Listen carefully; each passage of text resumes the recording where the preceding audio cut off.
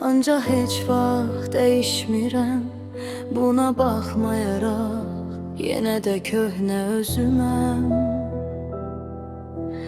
Yox, bəzən əsəbləşirəm, amma bu həmişə eyni olur. Yəni bilirəm ki, yenə çətin olacaq. Bəs bu çarəsizlik niyə belə uzun çəkir? Mənə vaxt verin, düzəldəcəyəm. Yalnızlığım niyə bu qədər dərin hiss olunur? Mənə vaxt verin, düzəldəcəyəm.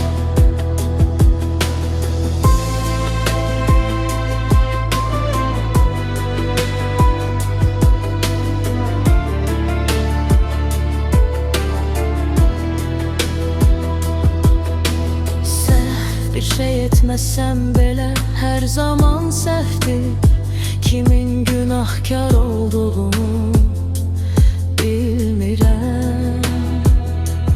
Bəzən mənə əsəbləşirlər, məncə onlara da eyni gəlir.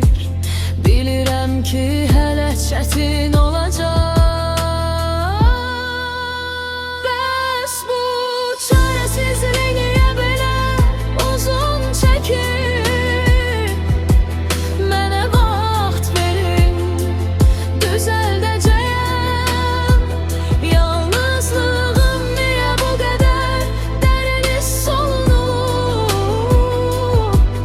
Mənə vaxt verin, düzəldəcəyəm. Bəs bu çarəsizlik niyə belə uzun çəkir? Mənə vaxt verin, düzəldəcəyəm. Yalnızlığım niyə bu qədər dərin hiss olunur? Mənə vaxt verin, düzəldəcəyəm. Nə vaxt düzələcək?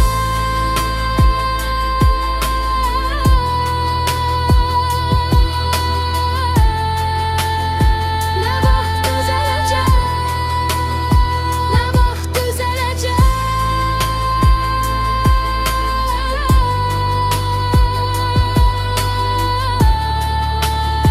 Nə vaxt düzələcək?